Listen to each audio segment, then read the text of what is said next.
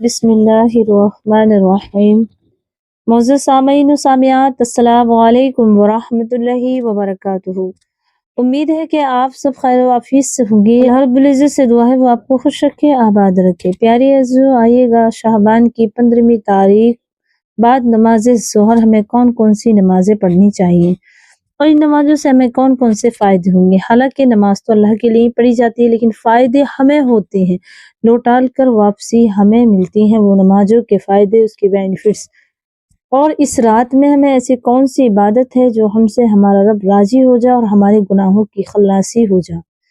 پیاری ہے جو آخری آسمان پر رحمت اظلال فرماتا ہے، تو جو اس سے توجہ رکھتا ہے، جو اس کی طرف منسوب رہتا ہے، اللہ تبارک و تعالیٰ اس کی دعائیں سنتا ہے۔ ویسے تو ہر وقت وہ دعائیں قبول فرماتا ہے، لیکن کچھ راتیں، کچھ دن، کچھ مہینے، کچھ سال ایسے ہیں جس میں اللہ رب العزت کی خاص نظر کرم ہوا کرتی ہے اپنی بندوں پر۔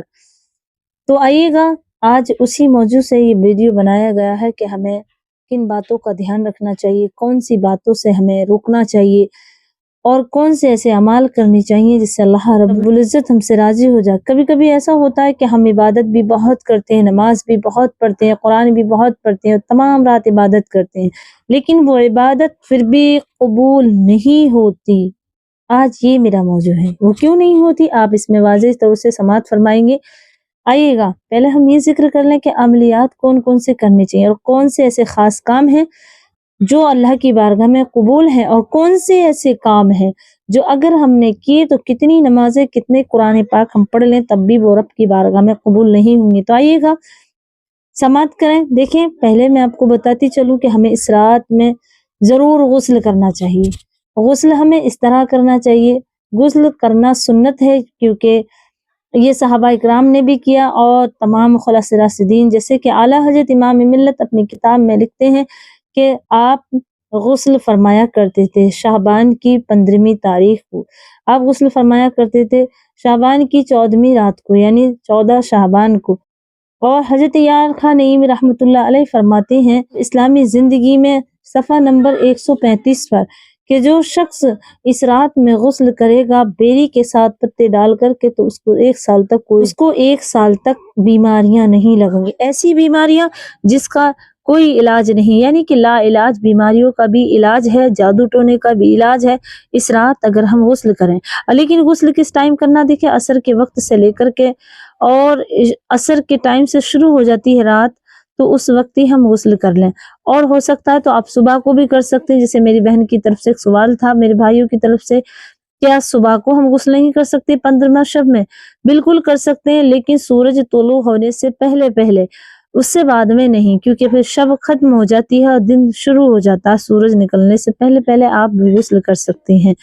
غسل کا طریقہ یہی ہے کہ آپ 7 بیری کے پتے لیں، پانی میں جوش دیں، ابالیں اور اسے تمام پانی میں ملا لیں، اس کے بعد پورا گھر نہا لیں، یہ سب خود نہا لیں۔ اور یاد رکھیں بیری کے پتے جب لائیں، اگر کسی کے گھر میں ہیں تو اس سے اجازت لے لیں، جنگل میں ہیں تو کوئی پرابلم نہیں، کیونکہ 7 بیری کے پتے لینے سے کوئی پریشانی نہیں آ سکتی۔ جنگل میں تو عام پیڑ ہوتے ہیں، درخت ہوتے ہیں، لیکن اگر کسی کے گھر پہ تو آپ اس سے اجازت لے لیں، اس کے بعد ہی بیری کے پتے لیں۔ یہ ہو گیا غسل کرنے کا طریقہ۔ اس کے بعد ہمیں دیکھیں ہم نماز بھی پڑھیں گے پیاری عزیزو، اور آپ سے گزارش کرتی ہوں کہ پوری ویڈیو سماعت کریں، اس میں آپ کو یہ جاننے ملے گا کہ ہم نماز بھی پڑھتے ہیں، قرآن بھی پڑھتے ہیں، روزہ بھی رکھتے ہیں، لیکن پھر بھی وہ ہماری عبادات قبول نہیں، پھر بھی ہمارا وہ روزہ قبول نہیں۔ کیوں نہیں، وہ انشاءاللہ آپ ابھی سماعت کریں گے۔ لیکن آئیے گا ہمیں پھر کیا کرنا، غسل کیا آپ نے فوراً 2 رکعت نفل نماز صلاۃ حاجت کے نام سے پڑھیں، غسل کے گیلے والوں سے اس وقت جو بھی دعا مانگی جائے گی انشاءاللہ وہ قبول ہوگی۔ صلاۃ الحاجت کی نیت اس طرح کریں، نیت کی میں نے 2 رکعت نماز صلاۃ حاجت واسطے اللہ تعالیٰ کے منہ میرے کعبہ شریف کی طرف، اللہ اکبر۔ اس کے بعد آپ یعنی سبحانہ پڑھیں، الحمد شریف کے بعد سورہ اخلاص 21 بار پڑھیں، یعنی قل هو اللہ احد ہر رکعت میں۔ اس کے بعد 100 مرتبہ درود شریف پڑھیں، اور جو بھی دعا ہو قبول فرمائے گا۔ اس کے بعد آپ مغرب کی نماز پڑھیں، پھر مغرب کی نماز کے بعد اوابیل کی نماز پڑھیں، اس کے بعد عشاء کی نماز پڑھیں، عشاء کی نماز کے بعد آپ 4 رکعت نفل نماز اس طرح پڑھیں جیسے میں آپ کو بتاؤں۔ دیکھیے شب برات کی 15ویں تاریخ یعنی 15ویں شب میں رکعت نفل نماز اس طرح پڑھیں کہ پہلی رکعت میں آپ آیت الکرسی 11 بار، دوسری رکعت میں آپ سورہ اخلاص 11 بار، تیسری رکعت میں آپ سورہ فلق، چوتھی رکعت میں آپ سورہ ناس اس طرح پڑھیں، انشاءاللہ اللہ تبارک و تعالیٰ اس نماز پڑھنے والے کی بخشش فرما دیتا ہے۔ اور جیسے ہی آپ فارغ ہوں تو 100 مرتبہ استغفار، 100 مرتبہ درود ابراہیمی، 100 مرتبہ تیسرا کلمہ، اس کا ثواب حضور صلی اللہ علیہ وسلم کے وسیلے سے تمام امتی محمدیہ صلی اللہ علیہ وسلم کی بارگاہ میں پیش کریں۔ اس کے بعد آپ کو سورہ یاسین 1 مرتبہ ضرور پڑھنی چاہیے اس رات میں، اور اس کا ثواب تمام مرحوموں کو بھیجیں۔ تمام جتنے بھی مرحوم دنیا سے چلے گئے ہیں، آپ کے ہوں، پرائے ہوں، پوری بستی کے ہوں، سب کے لیے۔ اس کے بعد آپ تھوڑی دیر آرام کریں، آرام کرنے کے بعد پھر جیسے ہی تھوڑی دیر سو لیں، پھر آنکھ کھلے آپ کی، پھر تہجد پڑھیں۔ تہجد کے بعد آپ کو 12 رکعت نفل نماز اس طرح پڑھنی ہے کہ ایک ہی سلام سے۔ اس کے پڑھنے کا طریقہ یہ ہے کہ آپ نے نیت کی میں نے 12 رکعت نماز نفل واسطے اللہ تعالیٰ کے منہ میں کعبہ شریف کی طرف، اللہ اکبر۔ اب آپ نے یہ نیت تو کر لی، اس کے بعد الحمد شریف پڑھنی۔ الحمد شریف کے بعد کوئی بھی سورت آپ کو یاد ہے، سورہ اخلاص، جو بھی صورتیں آپ پڑھ سکتے ہیں جتنی یاد ہیں۔ اس کے بعد آپ ہر 2 رکعت پہ اتحیات میں بیٹھیں، یعنی قاعدہ اولیٰ میں اتحیات پڑھنے کے بعد کھڑے ہو جائیں، پھر الحمد سے شروع کریں، پھر بیٹھیں۔ ہر 2 رکعت کے بعد آپ قاعدہ اولیٰ کریں، یعنی کہ جلسے میں بیٹھ کر اتحیات پڑھ کے کھڑے ہو جائیں۔ پھر اس کے بعد آپ 12ویں رکعت جب پڑھیں، یعنی کہ 6ٹھی بار جب آپ بیٹھیں، تو اس وقت آپ کو اتحیات بھی پڑھنی ہے، اللہم صلی اللہم بارک، اور دعائے مسرورہ پڑھ کے اس کے بعد سلام پھیرنا ہے۔ اس نماز کو حضرت یارخان نعیم رحمۃ اللہ علیہ فرماتے ہیں، جو بھی پڑھے گا انشاءاللہ جو حاجت ہوگی جائز اس کی وہ پوری ہوگی۔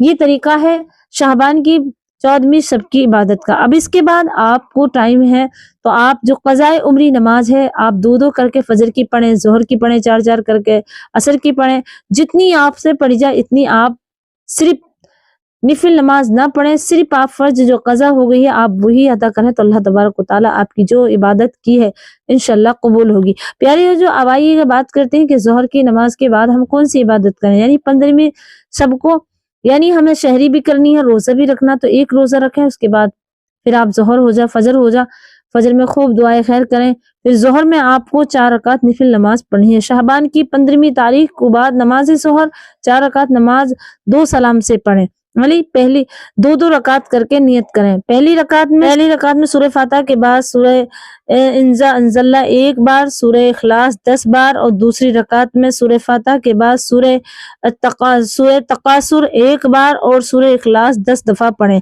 تیسری رکعت میں سورہ فاتحہ کے بعد سورہ کافرون 3 بار اور سورہ اخلاص 10 مرتبہ پڑھیں۔ چوتھی رکعت میں سورہ فاتحہ کے بعد آیت الکرسی 3 بار اور سورہ اخلاص 25 مرتبہ پڑھیں۔ انشاءاللہ اللہ تعالیٰ اس نمازی کی برکت سے دین اور دنیا کی بھلائیاں حاصل کرے گا انشاءاللہ۔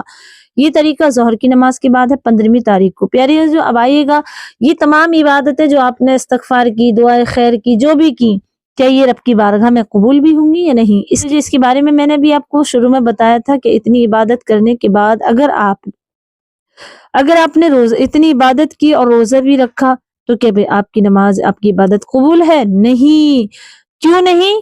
کیونکہ جب تک اگر 2 مسلمانوں میں، وہ آپ کے بھائی ہو، بہن بھائی ہو، ماں باپ ہو، دوست ہو، یار ہو، رشتہ دار ہو، ان میں ناراضگی ہے، وہ ایک دوسرے سے خفا ہے، ناراض ہیں، یعنی کہ دوریاں تو ہیں ہی لیکن دلوں میں ان کے کینہ بھی ہے، برز بھی ہے، تو ان کی عبادت قبول نہیں ہوتی۔ جیسے کہ حضور صلی اللہ علیہ وسلم نے ارشاد فرمایا، 2 مومنوں میں اگر لڑائی جھگڑا ہو تو وہ جب تک قبول نہیں ہوگی جب تک وہ آپس میں صلح نہ کر لیں، ایک دوسرے سے ملاقات نہ کر لیں، دعائے خیر نہ کر لیں۔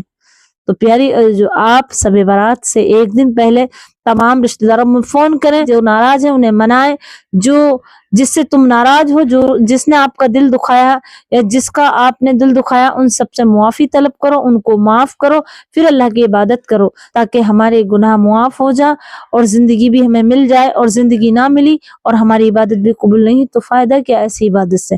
تو پیاری جو یاد رکھنا، ایک دوسرے سے شعبان سے پہلے 15 تاریخ سے پہلے شعبان کی 15 تاریخ سے پہلے ایک دوسرے سے ملاقات کریں، دوستی کریں، ایک دوسرے سے دعائے خیر کریں، معافی طلب کریں، انشاءاللہ اللہ آپ کی عبادت قبول فرمائے گا، آمین۔ اگر آپ کو اس کلپ سے کچھ علم حاصل ہوا ہے تو اسے آگے بھی ضرور شیئر کیجیے گا تاکہ میری اور بہنیں بھی اس ویڈیو کو سنیں اور اس پر عمل کرنے کی کوشش کریں، اور مجھے اپنی دعا میں یاد رکھیں۔ السلام علیکم ورحمۃ اللہ وبرکاتہ۔